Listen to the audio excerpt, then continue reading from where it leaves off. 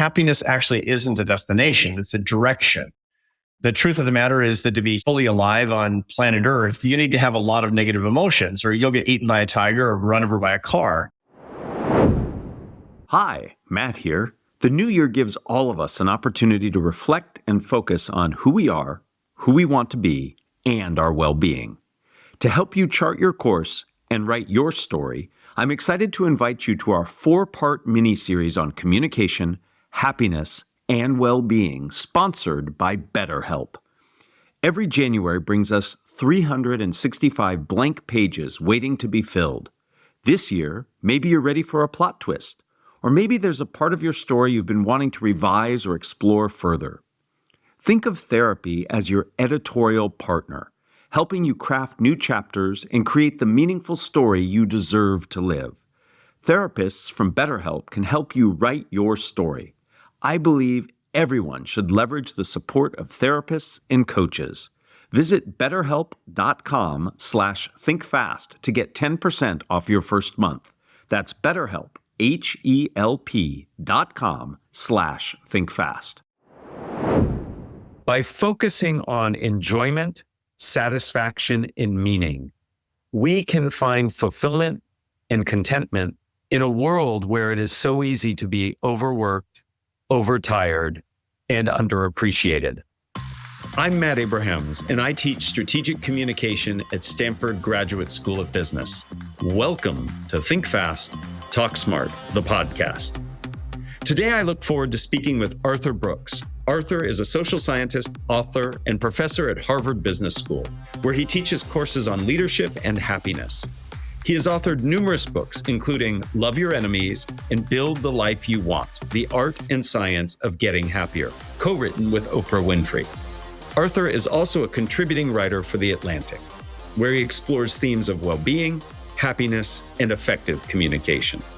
Arthur, thank you for joining me. Before we get started, I need to give a big shout out to our mutual friend, Francis Fry, for connecting us. And I really look forward to our conversation today. Me too, Matt. I've been looking forward to this. All the good that we can bring to anybody who's listening. Absolutely. Hopefully lots will. So let's get started. I'd love to start by having you share your thoughts on happiness. I know in your work, you talk about striving for happiness and separating the things that make us happy from the things that work to make us unhappy. Can you elaborate a bit on that?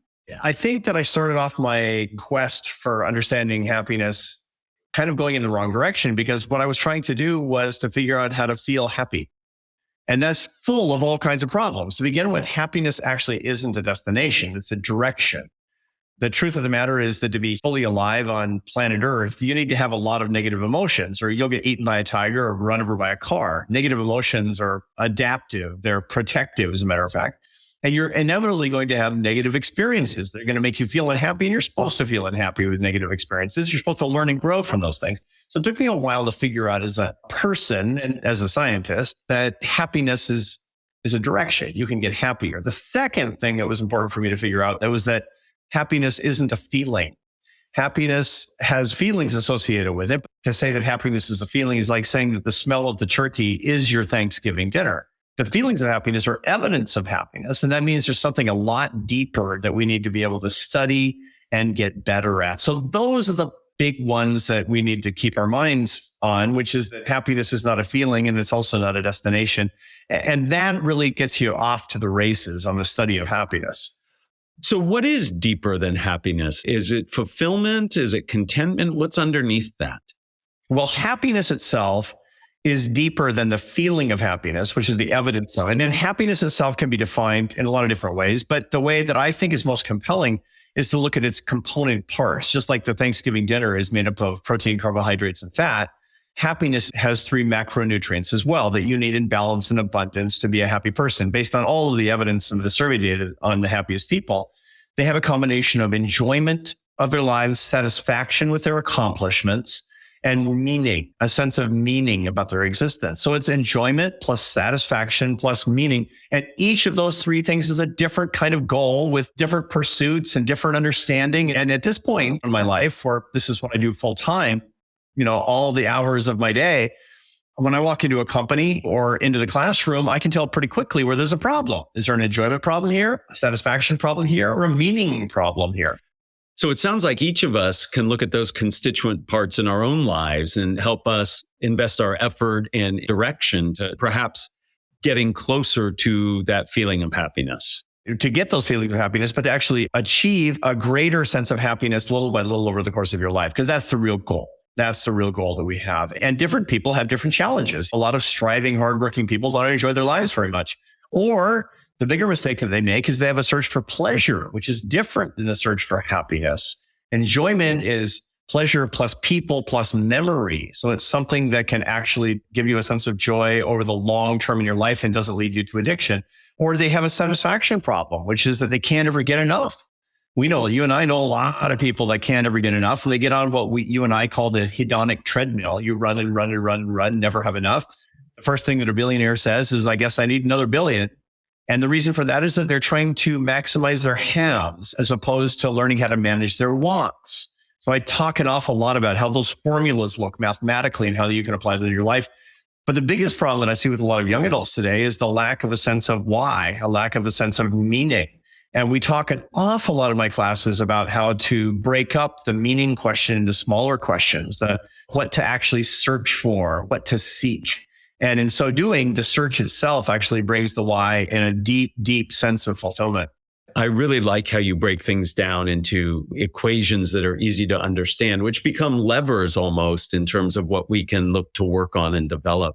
The meaning question I find really interesting because I see that in my students, in my kids, and even in some of my friends. Can you give a little deeper advice or insight into what you talk about in class regarding meaning?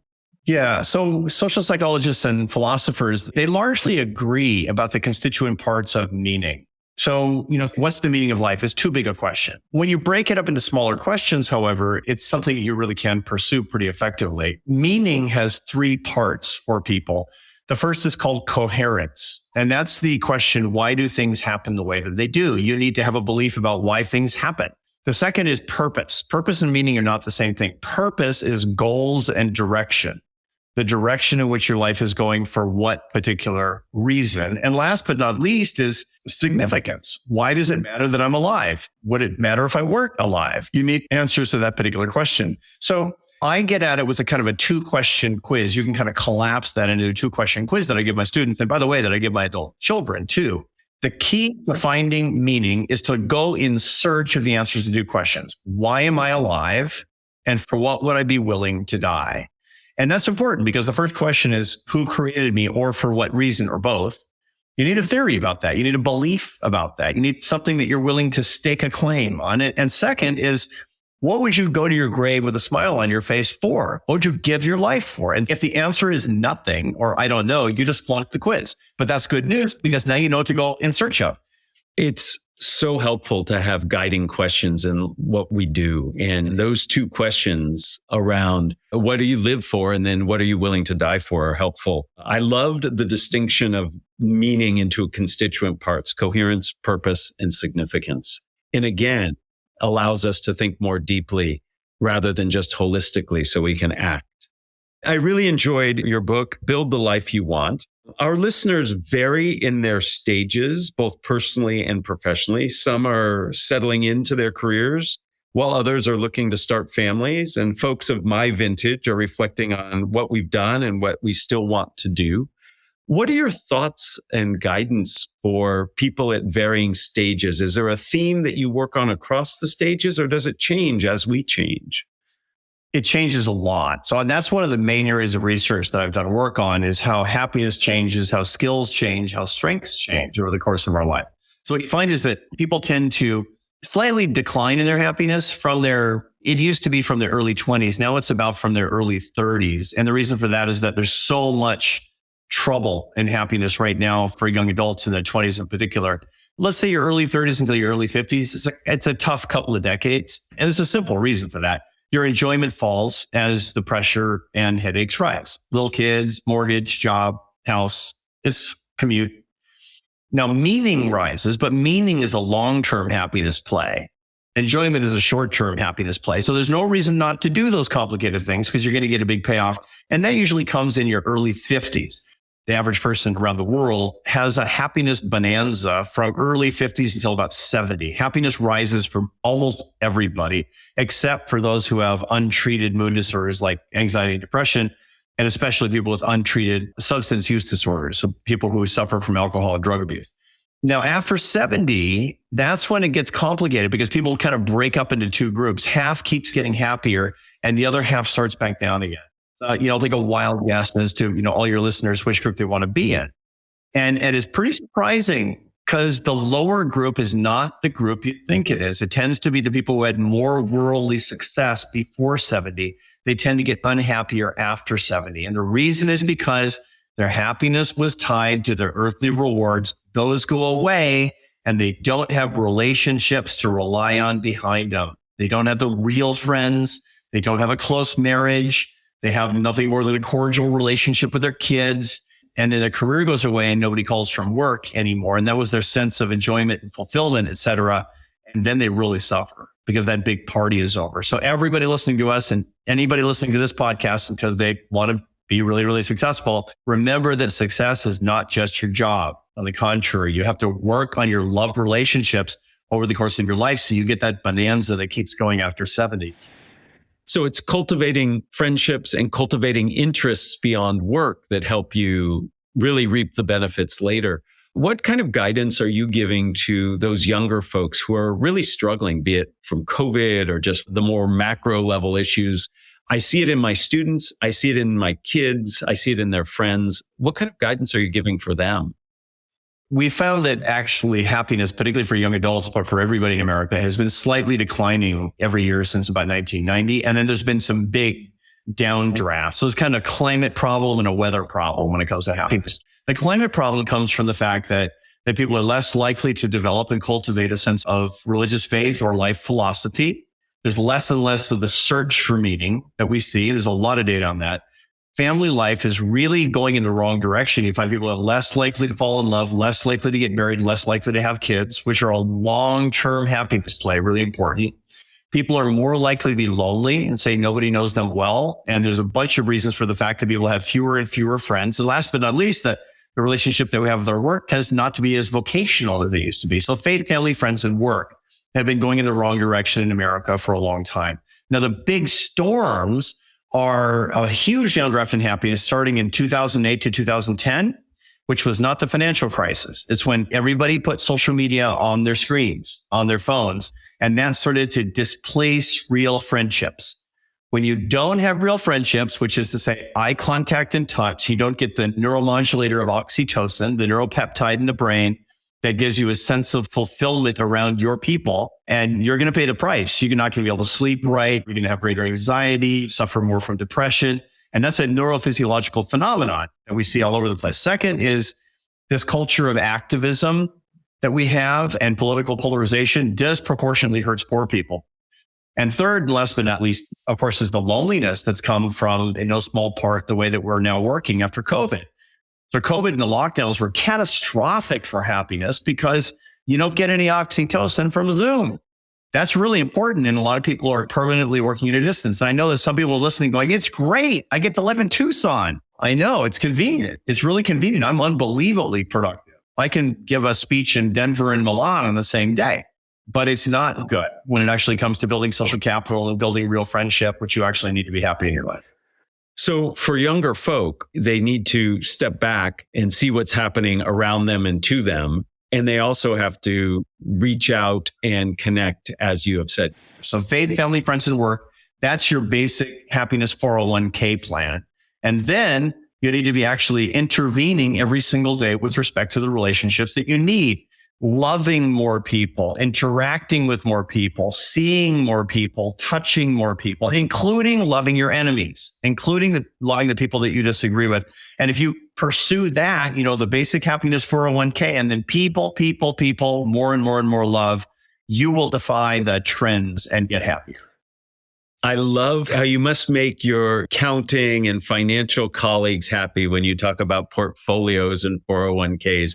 I'm going to use a few moments of our time to get some personal advice that I think will apply to lots of people. This is an issue I struggle with. I am somebody who is naturally driven and I enjoy challenging myself. However, a downside of my drive is that it's very hard for me to appreciate the results of my effort. I either focus on what could have been different or better or what's next. How do you help people like me enjoy or at least not feel bad about the things that I have succeeded in? I mean, it's funny because you're actually avoiding a big cognitive error.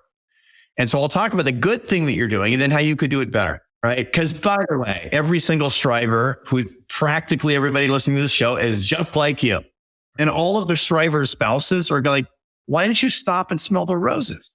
Here's the good news. You're not falling prey to the arrival fallacy. The arrival fallacy is thinking when I finally get there, it's going to be great. When I finally get there, it's going to be great. Now, there's a reason that we have an arrival fallacy, which is that human beings are built to enjoy progress. You want to get better. And that's how we're evolved. We're evolved to get better, not to get there. And so the result of it is that you make this cognitive leap that's incorrect that says, since every day is better, getting to the goal will be best of all. So, if I'm on a diet and the scale goes down by 1 pound this week, I'm like, 3 cheers for that. I don't care if I don't get to eat any potato chips. But when you finally get to your goal, the reward is never getting to eat what you like for the rest of your life. Congratulations. And that's not that great. That's, by the way, that's why diets fail. It's precisely because of the arrival fallacy that you're not falling prey to that because you're never getting there. You're never getting there. It's all treadmill. But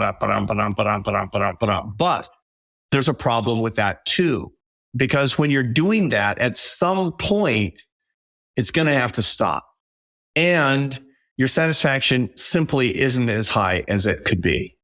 Now, the goal is not to get there and then bask in the glory of your victory, because that's not going to work. And the goal is not to just keep running for the rest of your life faster and faster and faster as you can, because that's an exercise in futility. The goal is to actually stop and not get there and to enjoy stopping. That's the whole thing. It's very Zen. That's the whole idea behind mindfulness.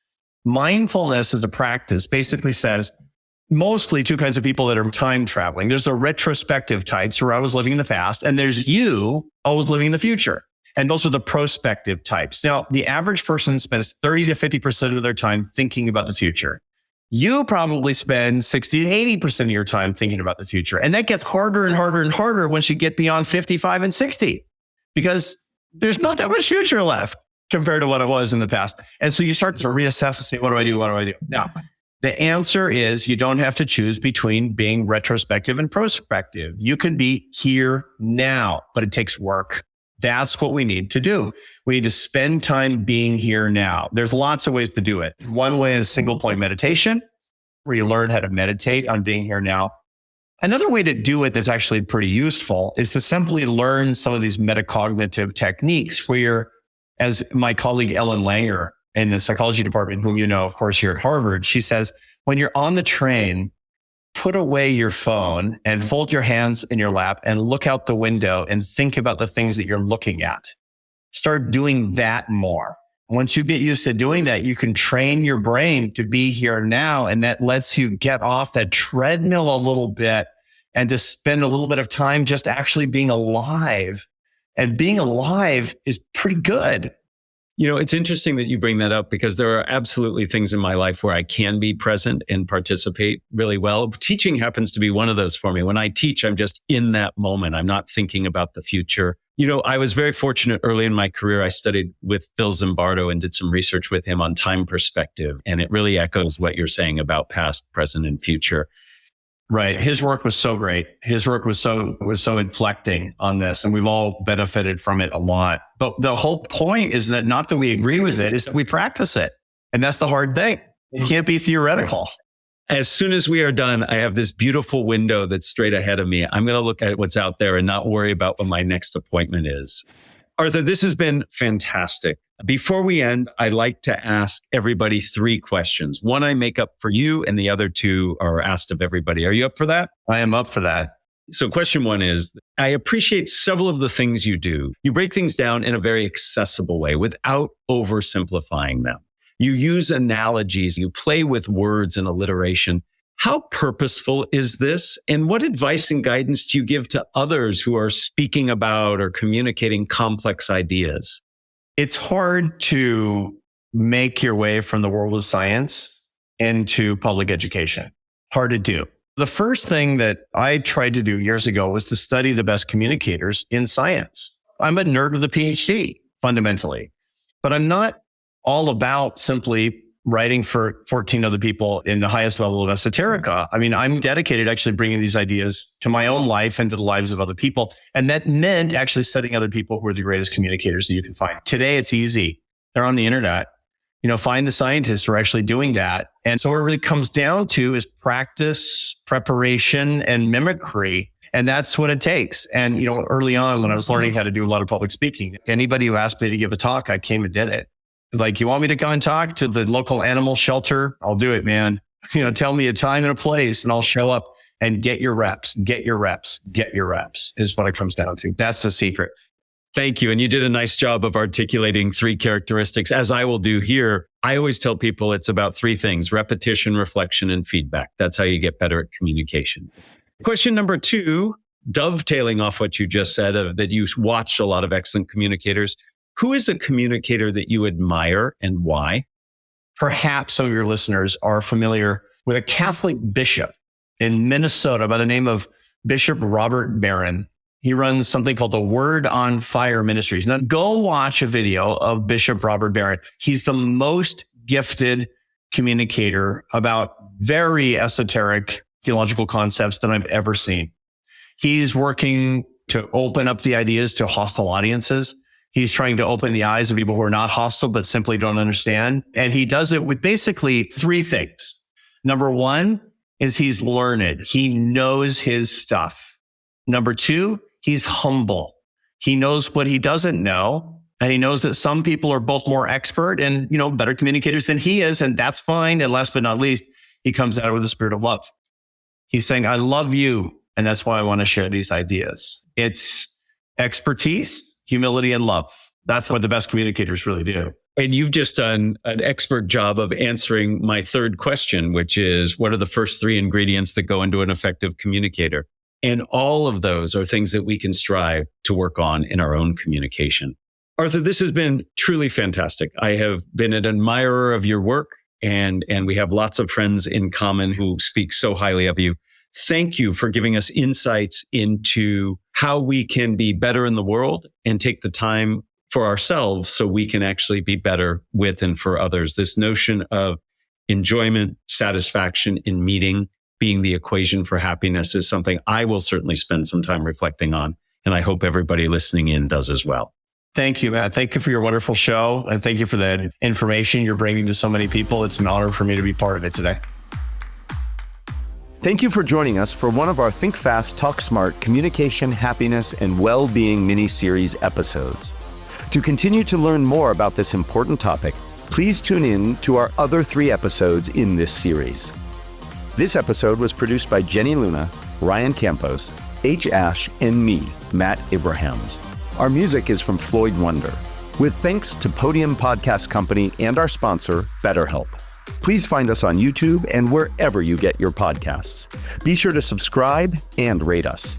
Also, follow us on LinkedIn and Instagram, and check out fastersmarter.io for deep dive videos, English language learning content, and our newsletter. Please consider our premium offering for extended Deep Thinks episodes, AMAs, Ask Matt Anything, and much more at fastersmarter.io/premium. Hi, Matt here. I'd like you to consider becoming part of our Think Fast, Talk Smart Premium.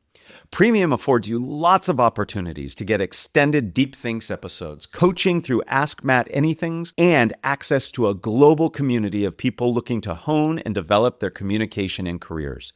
Many people around the globe have already joined Premium. Special thanks to our ambassadors who've donated extra money to the cause. Please check out fastersmarter.io/premium. We look forward to seeing you there.